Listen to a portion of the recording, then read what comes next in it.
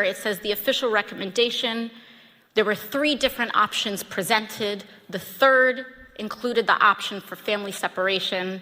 This initiative would pursue prosecution of all amenable adults, including those presenting with a family unit. Mr. Homan, your name is on this. Is this correct? Yes, I signed that memo. So you are the author of the family separation policy? I am not the author of this memo. You're not the author, but you signed the memo? Yes, a zero tolerance memo. So you provided the official recommendation to Secretary Nielsen on for the United States to pursue family separation?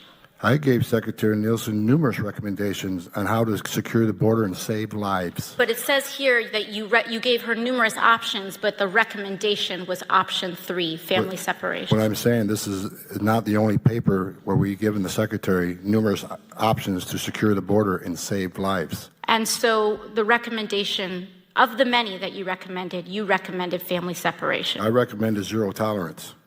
Which includes family separation.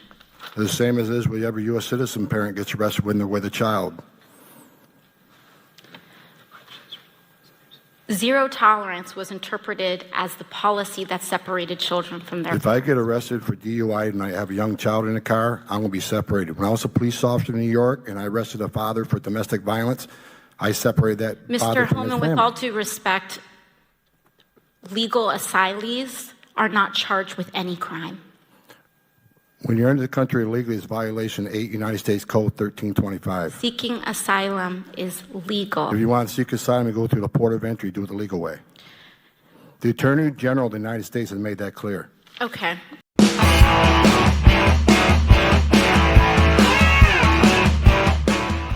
What's up, everybody? Welcome back to Opinions Vary. That's Opinions with an A.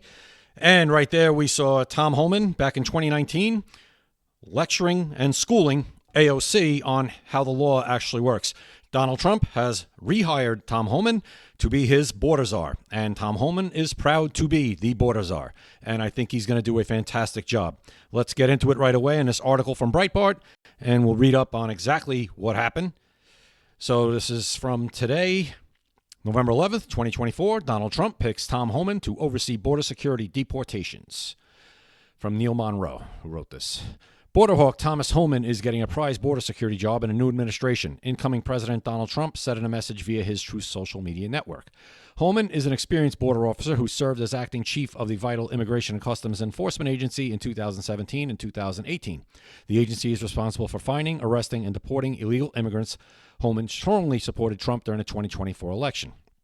Trump put a post out on Truth Social basically announcing the appointment.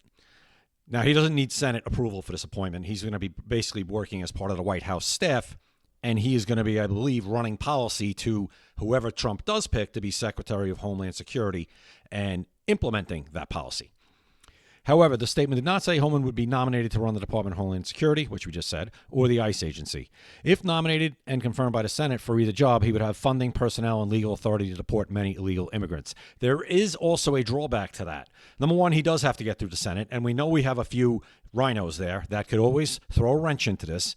And also, in this case, he's kind of more able to freewheel, and he's going to be, even though he might not be in charge as Homeland Security as the secretary, I have a feeling he's going to be the Secretary of Homeland Security without being the Director of Homeland Security, if you know what I mean. And whoever Trump does nominate and gets that position is going to be a figurehead. I think Homan is going to be calling the shots, which is good. Instead, the statement suggests he will serve as Border Czar and will play an advocacy and coordinating role within the White House staff. Homan will be joining the Trump administration in charge of our nation's borders. The borders are including but not limited to the southern border, the northern border, all maritime and aviation security. I've known Tom for a long time, and there is nobody better at policing and controlling our borders. Likewise, Tom Homan will be in charge of all deportation of illegal aliens back to their country of origin. So that's what Trump said. And that kind of backs up what I just said, that he's actually going to be the one calling the shots. The secretary is going to be a figurehead for the most part when it comes to deportations, for sure. If Homan is working within the White House, he will have some political authority, not legal authority, to push Trump's Secretary of DHS and its ICE agency to enforce the nation's popular immigration laws. He would not need confirmation by the Senate. So basically, whoever Trump puts in those positions is probably coming in with the idea knowing, hey, Homan's calling the shots. If you don't let him call the shots, I'm just going to fire you and I'm going to replace you. That's basically the bottom line. The border job would give Homan some authority to curb the inflow of foreign graduates into U.S. jobs. The foreign graduates legally fly into airports to fill Fortune 500 white-collar jobs. The inflow includes many graduates who are given work permits, many who have tourist visas but work illegally, and many who take jobs after overstaying their visas. The white-collar migration is on the front burner because Trump's campaign allies, such as Elon Musk and investor Bill Ackman, are demanding new border rules to help employers bring in more foreign graduates for the jobs needed by U.S. graduates. So they're basically saying they want to hire Americans or legal citizens. Trump has repeatedly promised a massive deportation effort after the inflow of roughly 9 million illegal migrants during President Joe Biden's tenure. It's way over that. Trump's deportation push will likely first target the roughly 1.3 million illegals who have exhausted their legal appeals to stay in the country. Incredible. Next, his deputies will try to deport as many of the migrants who have been convicted of committing major crimes. 1.3 million migrants have already had their asylum case adjudicated, been in front of a judge, and the judge says you don't qualify under the law. This is what Jim Jordan told CNN November 10th. We are the party of the rule of law. Their case has been had. They're supposed to be removed. Trump officials are also expected to deport many of the illegals who are jailed by state officials for various major and minor crimes, as well as migrants unlucky enough to be caught in the company of other lawbreakers. Oh well. The deportation push will be loudly resisted by business-backed pro-migration groups and by pro-migrant reporters in the establishment media. Yeah, no kidding. Trump has not announced who will be hired to run the sprawling DHS agency. If confirmed by the Senate, that person will have a large role in picking the new ICE chief. The DHS agency is far broader than border control. But like I said, Homan is going to be in charge of the border, and whoever is in charge of DHS as the secretary is going to play ball. If they don't, they'll be gone. It also controls the inflow of visa workers, the award of green cards and citizenship and anti-terrorism work, airline security, the U.S. Secret Service, disaster aid, and FEMA spending. Talk about a bureaucratic boondoggle that needs to be completely scaled down and or separated. Like FEMA should be a separate agency reporting directly to the White House. It shouldn't be part of DHS. That's part of the problem with FEMA. Cooperation with many foreign countries, drug smuggling, national cybersecurity, and much else. That task is far wider than Homan's vital experience in border management. 2018, Trump inadvertently chose an establishment careerist, Marine Corps General John Kelly, to run the agency. Yeah, that's what's going to be different this time. Trump knows who the players are and the rhinos. And he knows everybody now. So let's hope this cabinet is filled with MAGA, just straight MAGA, who are going to ram this agenda through. He then replaced him with another careerist, Kirstjen Nielsen, who was a disaster, and then Chad Wolf, a former lobbyist from the Indian companies that use H-1B workers to replace American professionals. Trump was getting horrible, horrible guidance in his first term. The more you look back on it now, I mean, these three, Kelly, Nielsen, and Chad Wolf, wow, it can't get any worse. Can't get any worse. You look at the word establishment and milquetoast Republican, and there's pictures of them. Trump only gained control of the border when he intervened in 2019 and threatened Mexico with massive tariffs. His top immigration aide, Stephen Miller, played a valuable role in the White House by cajoling and threatening agency officials to rewrite and upgrade regulations, including a regulation barring poor migrants from getting green cards. But the failure of Trump's DHS officials to aggressively push reform agenda allowed President Joe Biden's pro-migration deputies to reverse many of Miller's gains. 2024, however, Trump may be more careful to dodge reliance on the many establishment careerists who have deep personal and economic ties to pro-migration groups and companies. And yes, that is what we're talking about. None of these people should be involved in any conversation. Bottom line, none of them. Now, the thing I love about Tom Homan was a beat cop. He was an NYPD police officer. That's where I started my career. Tom Homan, when you hear him talk, just like he lit up AOC, he talks like a cop.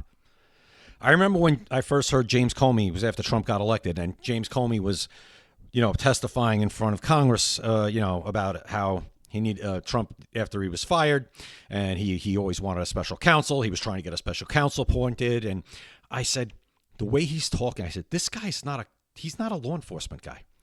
I don't know. I didn't know about James Comey. I didn't really know what his background was. James Comey was a lawyer.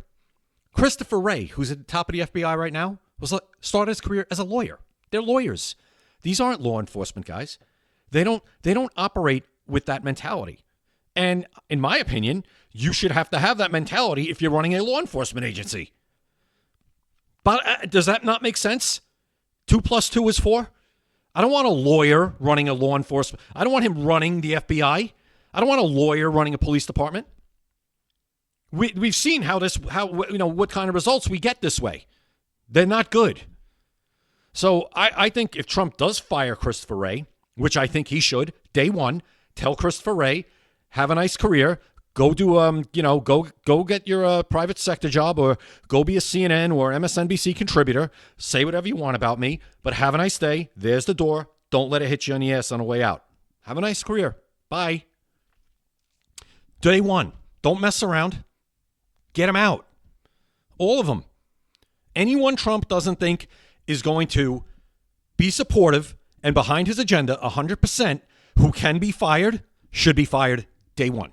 Or even before that. Be like, start getting your desk ready now. Because on January 20th, you're not going to have a job. That's it. That's it. So the fact that he's bringing Homan back and putting him in kind of a role where he could freelance a little bit and have the cop on the beat mentality to get this job done is an awesome thing. I think it's going to be great. And I think we're going to start to see some results pretty quickly. We have to. We have to. That was the mandate given. So I appreciate everybody watching and listening, subscribing, commenting. I love going back and forth. If you made it this far in a video, if you haven't yet, please hit the like button. Please subscribe.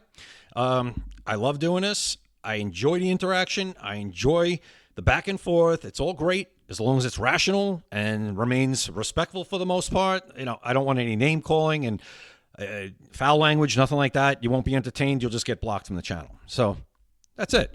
And I hope everybody has a great rest of the day. Continue to follow me at Opinions Vary.